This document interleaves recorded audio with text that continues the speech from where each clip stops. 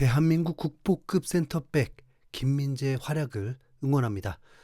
바이에른 뮌헨 3년 차인 김민재가 인터뷰를 통해서 올 시즌 트래블이 목표라고 한 것을 전달하면서 겨울 이적 시장 이적설을 잠재웠고 그 어디로도 떠나지 않고 잔류했습니다.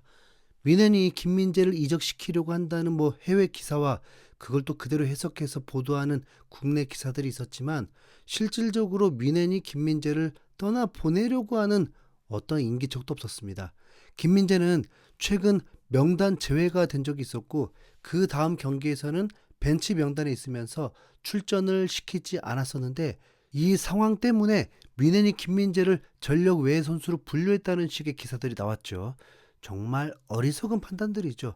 바이에른 뮌헨이 중하위권 팀이라면 어차피 경기 수도 적고 일주일에 한 경기씩 치르면서 어쩔 때 한번 주중 경기를 치른다면 센터백 3명 정도와 멀티포지션 선수로도 충분하니까 돈도 아껴야 되고 그럴 수 있습니다.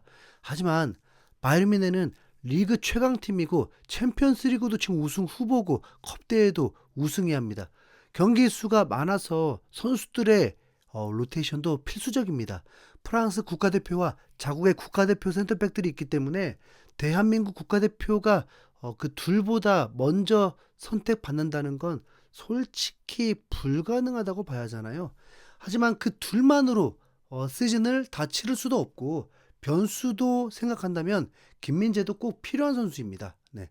매체들이 김민재를 위기인 것처럼 보도하고 그랬을 때 저는 콧방귀도 끼지 않았습니다. 김민재는 22라운드 브레멘과의 경기에서 당당히 선발 라인업에 올랐습니다. 노유 골키퍼, 라이머, 김민재, 요나단 타, 스타니시치, 고레츠카, 그나브리, 키미, 디아즈, 케인, 카리 선발 출전했습니다. 바이에른 뮌헨은 홈에서 아우크스부르크에게 패배를 하면서 무패 우승 꿈이 사라져 버렸고 그냥 우승에 만족해야 하는 상황입니다.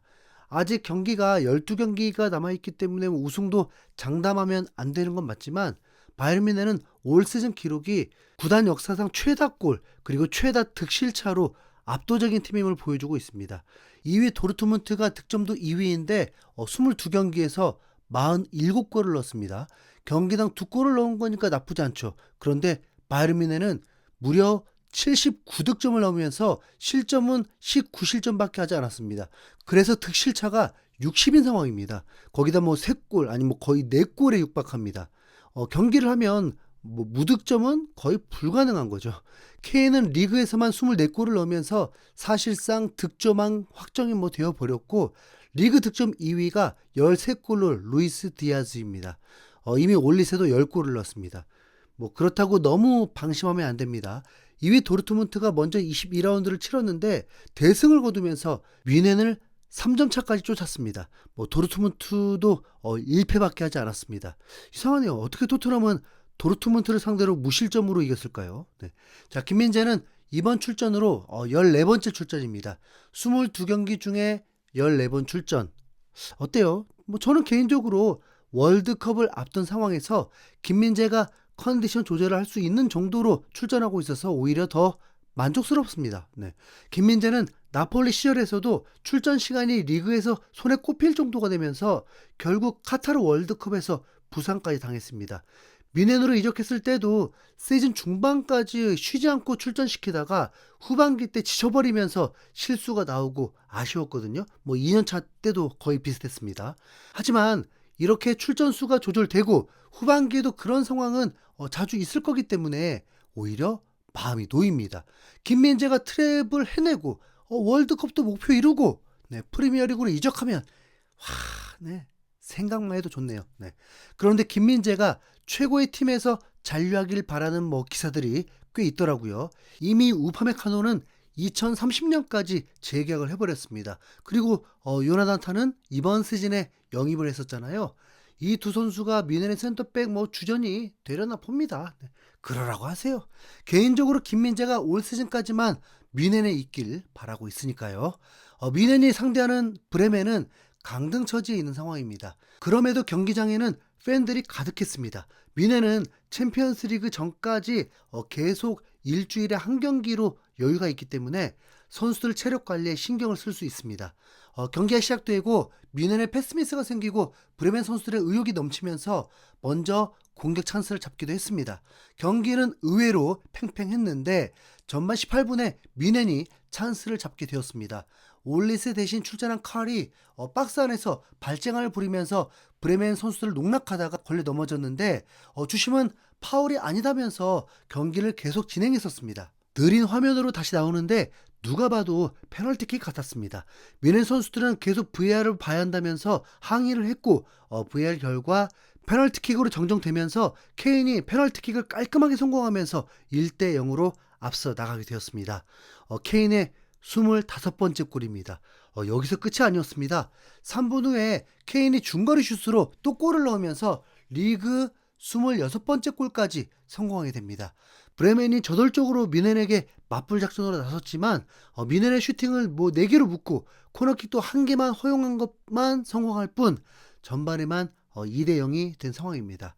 김민재는 군더더기 없는 수비 능력과 상대 공격수보다 압도적인 스피드를 보여주면서 무실점에 기여를 했습니다. 그런데 전반에 타는 평점이 7.3이었는데 오히려 김민재는 6.9였습니다. 알고 보니까 팀 내에서 김민재가 볼터치가 가장 많았고 그 와중에 패스 성공률이 92%여서 평점이 떨어졌던 거였습니다. 케인은 평점 8.2였습니다. 후반이 시작될 때 노이어가 몸에 이상이 생긴 건지 골키퍼 교체가 있었습니다. 후반전 브레멘을 보니까 왜 강등인지를 알겠더라고요. 분명 뮌헨과 매우 대등했습니다. 공격 기회도 잘 만들었습니다. 그런데 결정력이 떨어지면서 후반에 골대 맞는 슈팅 정도가 가장 위협적이었습니다. 김민재의 공격적인 기록도 사실 좀 궁금하잖아요.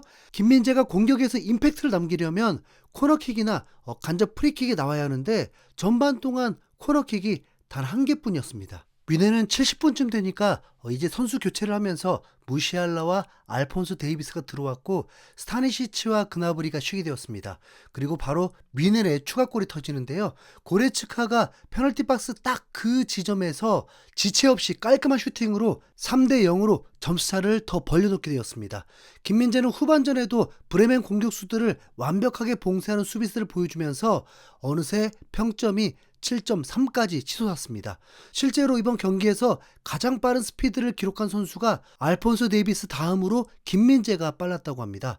이번 경기에서는 판단력도 매우 좋았습니다. 이후의 경기는 뮌헨이 얼마나 더 많은 골을 넣을 수 있을까 실험하는 경기 같았습니다. 브레멘 관중들은 매우 조용했고 오로지 뮌헨 응원 소리만 들렸을 뿐입니다. 경기는 3대 0으로 마무리가 되었고 이제 도르트문트와 6점 차로 다시 벌려놨습니다.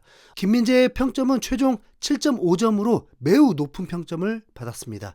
이런 김민재의 활약을 어떻게 깔 수 있겠습니까? 김민재는 겸손하게 뮌헨 같은 팀에서 경쟁이 될 수 있는 선수가 되기 위해서 긴장을 늦추지 않는다고 했었는데 지금 충분히 잘하고 있다고 생각합니다. 자, 지금까지 뮌헨 대 브레멘의 경기 리뷰 전해드렸습니다. hinsu염고래였습니다. 감사합니다.